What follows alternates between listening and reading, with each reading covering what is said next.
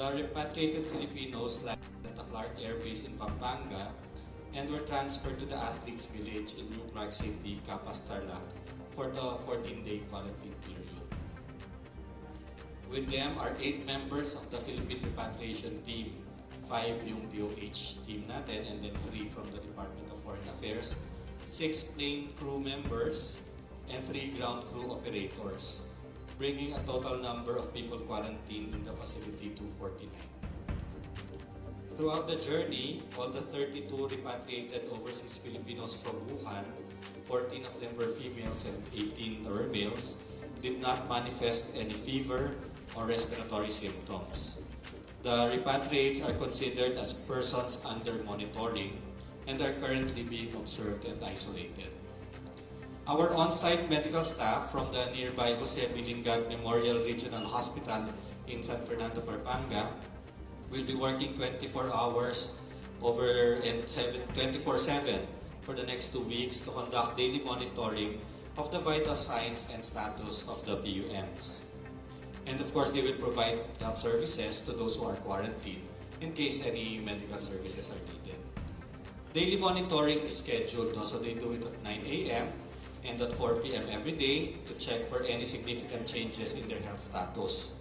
The DOH has also declared Code Blue in all government hospitals, health offices, and other health facilities in the region for swift medical response. This is for Region 3. Those who will develop symptoms such as fever, cough, colds, other respiratory symptoms will be immediately brought to a designated hospital for isolation and proper clinical management. The DOH is at the forefront of managing the whole quarantine process and making sure that our beloved kababayans are comfortable and treated with utmost care. We will be closely monitoring them to ensure their safety as well as the people within their vicinity. To give you an update on our PUIs, as of 12 noon today, February 10, there are 262 PUI cases currently admitted in various health facilities. There are 48 PUIs have been discharged and are under monitoring. Meanwhile, yung mga tests na ginagawa natin sa RITM, 109 PUIs have already tested negative.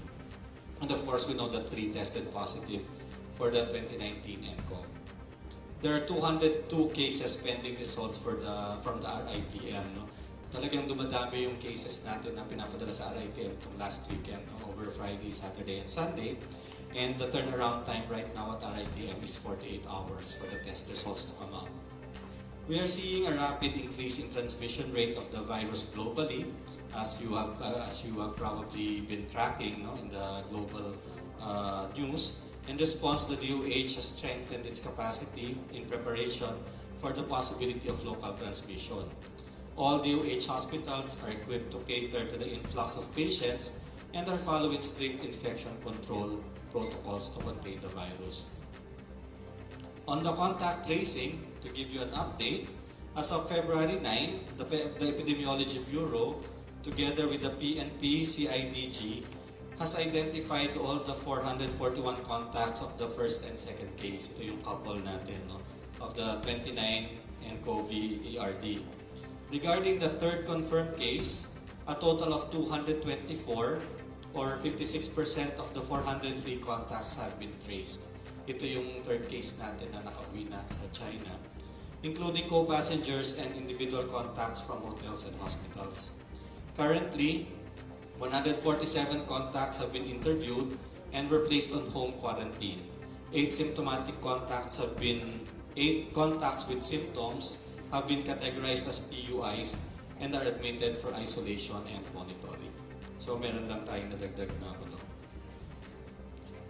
We'd like to just announce that later this afternoon or early in the evening, the DOH is going to launch our interactive online real-time case tracker. No? It's going to be very easily appreciated. Makita nyo yung map kung saan yung PUIs natin, and the number of cases will be changed immediately as they change from one category to another, from admitted, for example, to discharge, or kung naging positive or naging negative. You'll be able to see this at the NEO-V nCoV ncovtracker.doh.gov.ph. So please watch out for that. Okay, thank you po, Undersecretary Eric Domingo. Now let's have questions, Janelle and then Ma'am Trish.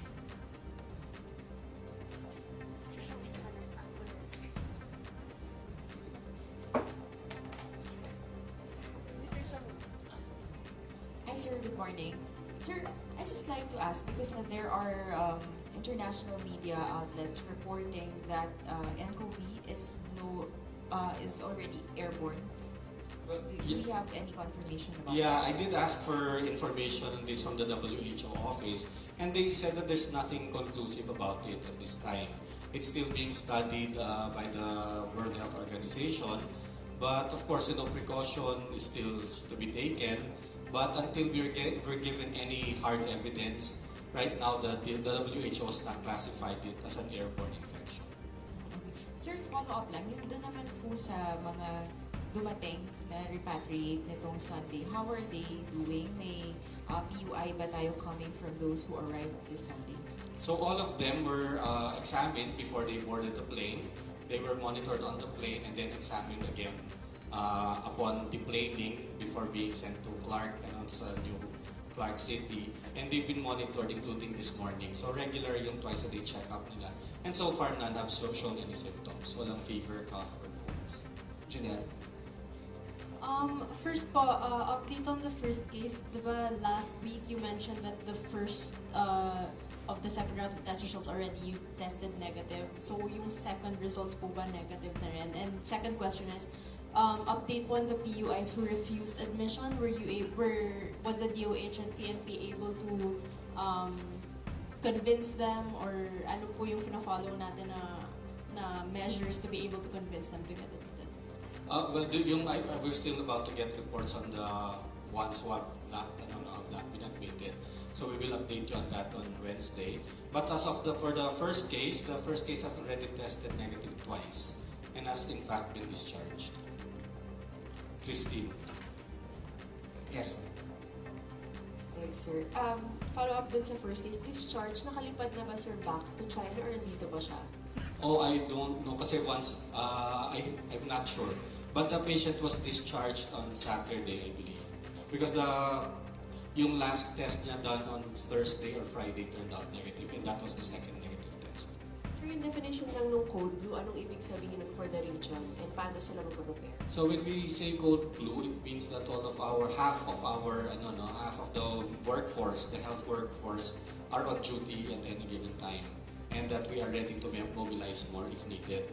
This is really in response to the, of course, very unlikely eventuality that somebody would get sick doon sa mga naka-quarantine natin, and nakabantay din kasi we're also trying to help decrease the anxiety and the fear of the community. So we want to deploy some health workers around in the communities a few kilometers away just to check on them and keep advising them.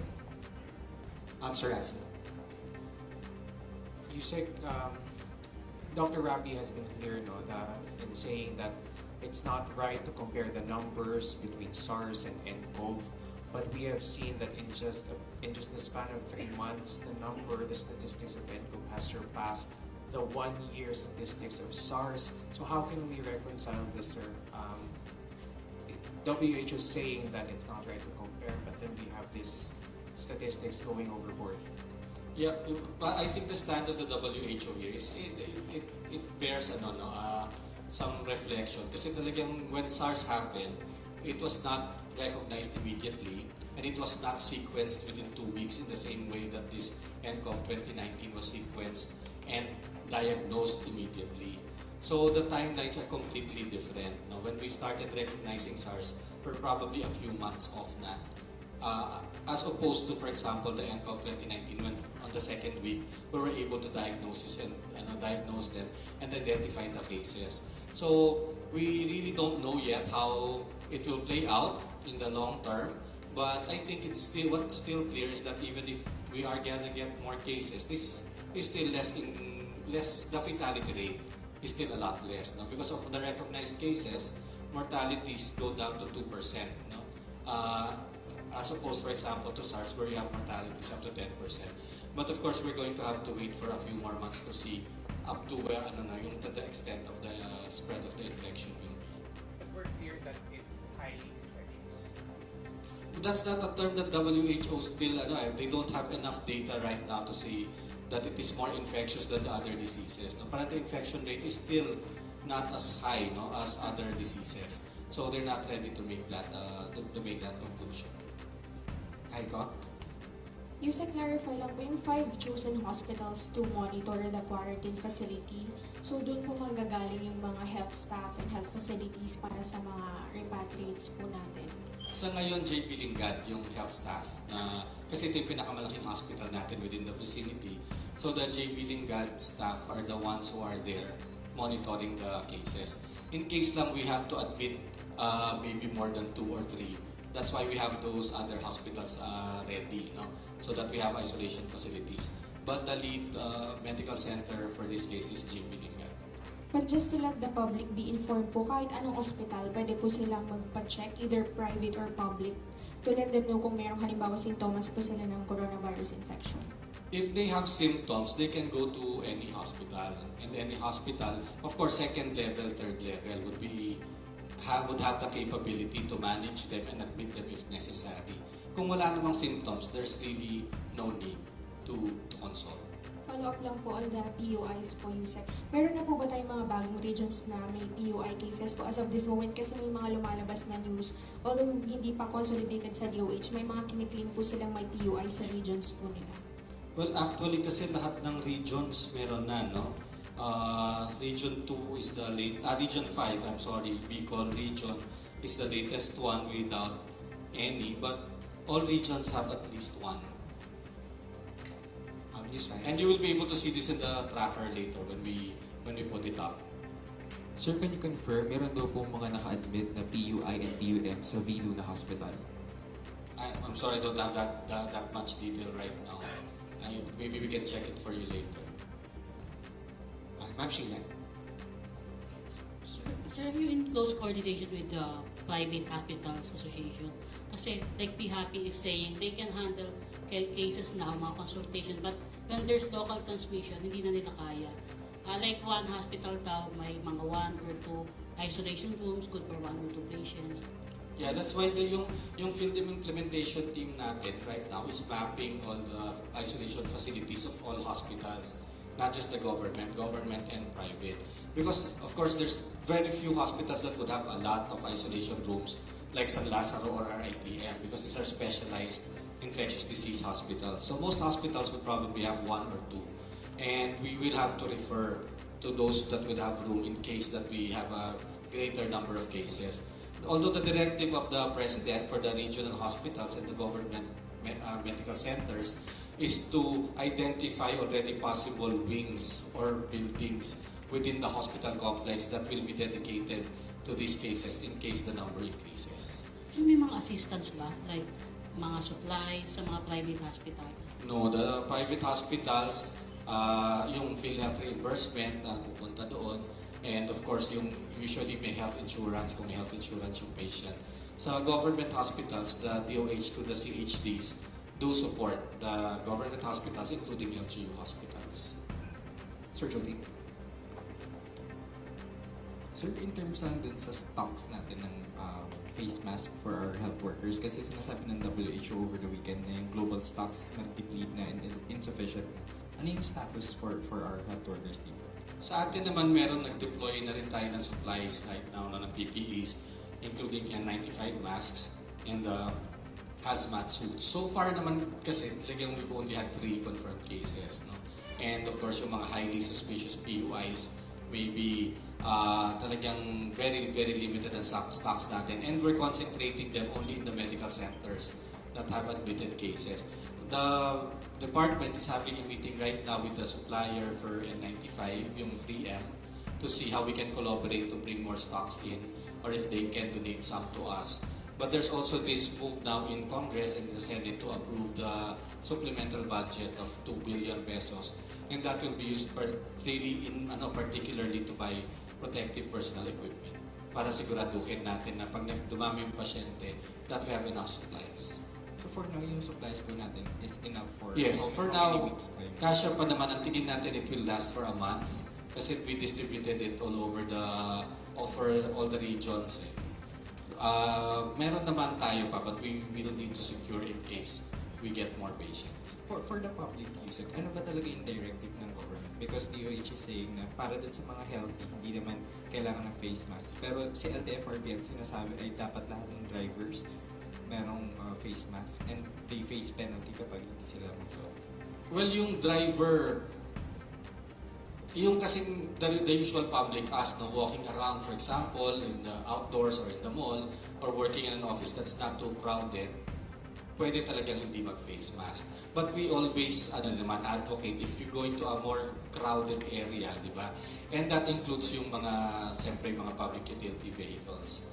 Siyempre, yung sa LRT, MRT na siksika, tapos may umuupo, then it might be useful to wear a mask, of course, with your strict hand washing regularly. Yung drivers, personally, siyempre yung drivers, ang exposure niyan is to a lot of people every day. No? Kasi tuloy-tuloy naman yung pasada niya. And it would be prudent for the drivers to use a mask to protect themselves and also kung may sakit siya para hindi niya maawa yung kanyang mga pasahero. Sir JR. Sir, good afternoon. Sir, yung sa, may mention po kanina sa Malacanang, yung sa Taiwan daw po, inclusion ng travel ban. Can we get further details po on that po? Ano po yung status? Yeah, ang Taiwan, if you look at the WHO map and the number of cases that they have, Taiwan is included in China. So since we have a travel restriction, a temporary travel restriction and ban on China, then Taiwan is included. Is included. Yeah. Yung resolution kasi ng task force and even I think the presidential proclamation says China. And as far as the World Health Community is concerned and WHO is concerned, Taiwan is part of China. Pero sir, yung implementation ng sir, hindi pa po ninyo sinama yun before. Yung naunang mga araw. Nagkaroon ng confusion ng mga naunang araw, but I think as you all know, over the weekend na full implementation.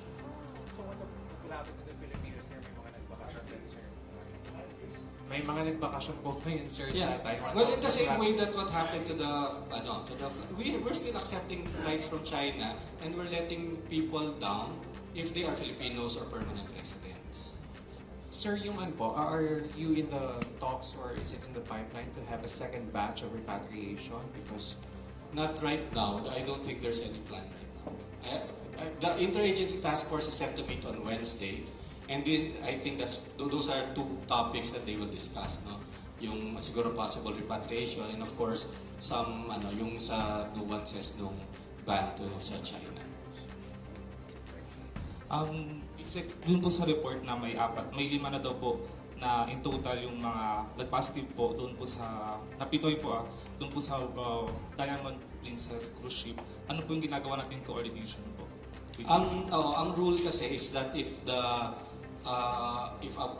boat, no, itong cruise ship, for example, is in your waters and there are people sick, the country that yung territory ng country na yun, the country will take care and manage those who are sick or injured.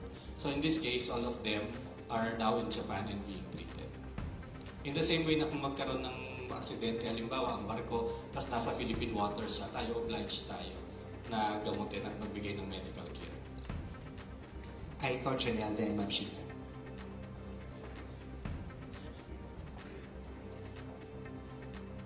Yusek, regarding lang po dun sa mga naiwan po ng Filipinos doon sa Wuhan City, first report was 56 pero ang nakauwi lang po is 30. Do we have any reasons po or natanggap na information why they backed out sa pagbiyahe? Yung iba daw na bago ng isip, no, and they decided to stay, and some of them naman have families already in China na hindi Filipino citizens. Ang natin kasi, ang ating policy, ang makakabalik lang from China and territories would be Filipino citizens coming here. So some of them opted. But ang report natin is that nobody came to the airport showing signs and symptoms and was barred from taking the plane. Lahat ng dumating were healthy and were allowed on the plane. those who stayed decided to stay. Meron pong last week po yung sinabi ng Campus Tarlac na kapag ka daw po may second batch ng repatriates from Wuhan, they would still oppose on it. Ano na po yung measures ng DOH? Although kayo po yung lead agency, wala naman po sigurong jurisdiction ang municipality of Campus Tarlac, whether that happens. Well, what we're doing now is really making sure that to show them that there's no risk for the community. This community is very, very far. And I'm sure they witnessed how it happened, how the disembarking, and then yung transportation from the airport to the facility. Talagang wala namang way na mag-expose ang anybody.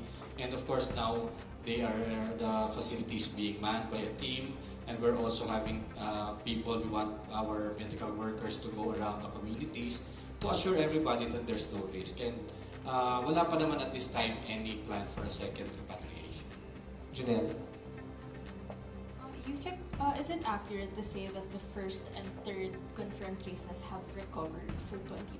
Yes, they were positive at the start and then negative by the time they were sent. Okay, so they've recovered no They've symptoms. recovered and cleared the virus. Okay, and also, yung tungkol po din sa Taiwan ulit, medyo magulo. Kasi sabi po kanina sa the laging handa briefing at Malacanang, it's still being discussed and it's a resolution that will be decided by the end of today. I think they're calling the interagency task force on Wednesday. I believe that there's some, parang Taiwan's asking for some reconsideration. No? If they give proof to show that there's some safety, then siguro yun yung i-discuss. But as of now, as a part of the restriction of travel from China, Taiwan is included. But then you said that there was some confusion at first. So when did we start imposing that ban on Taiwan as well? I believe late last week. Late last week. Okay. So it wasn't part of the initial, yung unang oo. Parang yung iba naguluhan yung ibang authorities. If they were, I think you know that some flights were able to come in. But by late last week, it was clear that the policy is that Taiwan is included. By naguluhan, sino po yung naguluhan? BOQ, BI, or? Parang lahat. No?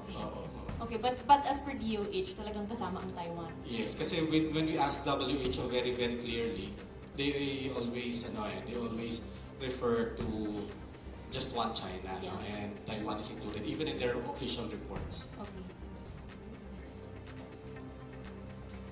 Clarification, kailan mag-i-start yung implementation ban sa Taiwan after the task force?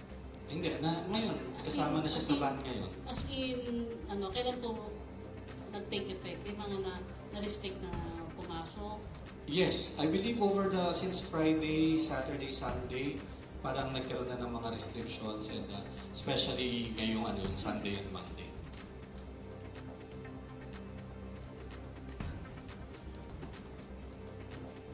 Just want to ask if this inclusion in the ban will still be subject to change pending the meeting on Wednesday.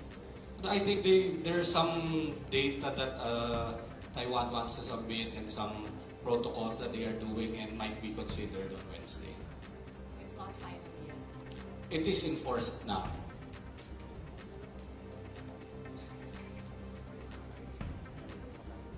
Sir, yung mga passengers from Taiwan will also undergo quarantine. It will be exactly the same as people coming from China, Hong Kong, or Macau. No? And Filipinos coming back are the only ones that will be allowed in. Filipinos and permanent residents.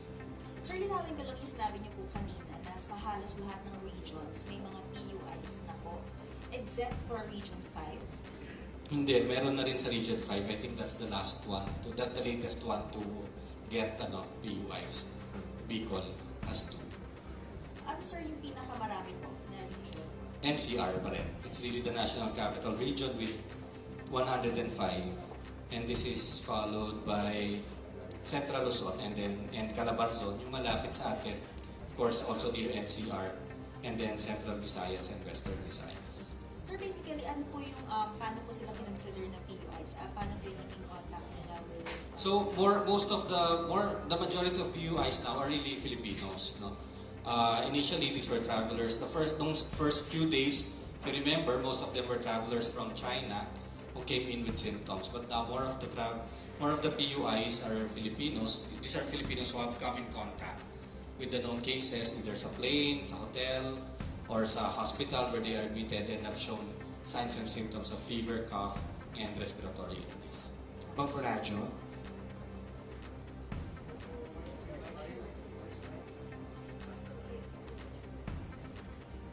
Good afternoon, Lucet. Meron po bang reaction ng DOH kasi meron pong interview kanina kay Tarlac Governor Susan Yap na sinabi niya hindi daw po na-consider yung presence ng LGU nung may meeting ang DOH ng Friday regarding sa mga darating na repatriated Pinoys from Wuhan.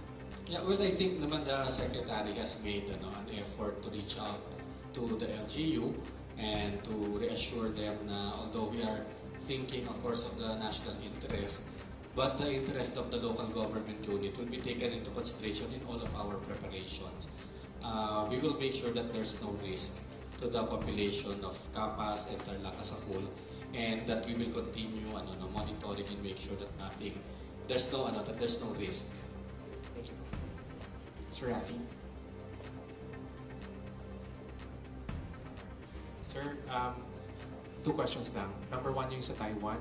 So, it's just to clarify, it's enforced now, but after meeting with people from Taiwan, you said that they will still present data. No, I don't think there was a meeting. I think they've sent Okay. an intention to parang magkaroon ng parang mag-appeal, no? So but as of now, there's none. So there is a possibility that it may change pa rin? Well, you know, after the ban is temporary for all countries. No? It's temporary for China, Hong Kong, and Macau. And it is continuously being discussed at the IATF. So it's not a permanent ban. No? It's a very temporary restriction and ban on air traffic.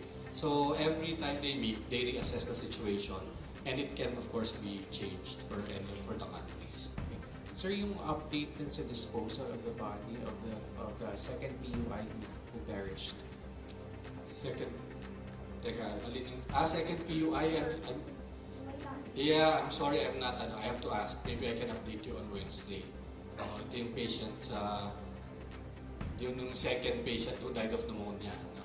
Last question po. I will update you on Wednesday.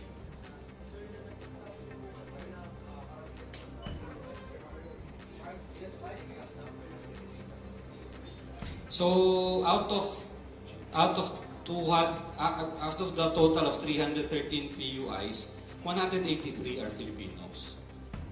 Yung Chinese are 99, and then the others are all the other nationalities. So mas marami na talaga yung Filipinos kasi nga sila yung mga nakasabay sa aeroplano, nakasabay sa mga sasakyan, sa hotel, tsaka sa hospital nung na-admit.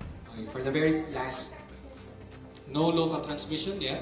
And in fact, we have still no negative. We have 109 tests that turned out to be negative and no additional positive tests. So there's still the 3 imported cases. For the last question po.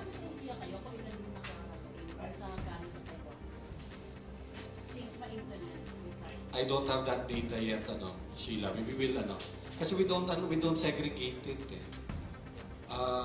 Hindi naman namin iniwalay, for example, kung Hong Kong, Guangdong, which just really all travel from China. Okay, thank you. Last question, Trish. Sir, yung sa immigration officers na naka-quarantine, ano lang yun? We're still... Preventive lang yun, sir? No, not immigrate. Ito yung we're still verifying that report of 13 immigration officers. I also heard that, but we're still verifying that report. Sa mga naka-quarantine sa loob ng Clark, there are no immigration officers. There was no contact with immigration.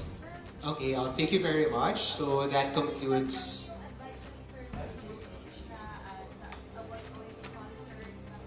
Sige lang. Yeah, the advisory. The advisory was really directed at mass public gatherings that are very difficult to control. No? For example, concerts na maraming tao, tapos masikip, tapos hindi naman natin alam kung sino yung mga nandun, or mga big prayer rallies, or big mass gatherings. So the DOH recommends to maybe postpone or cancel these events. But for example, of course, gatherings na mga well-controlled naman and you can take precautionary measures, you can always push through with them.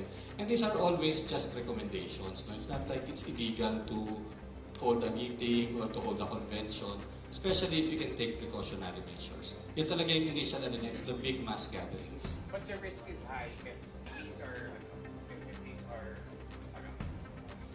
happening.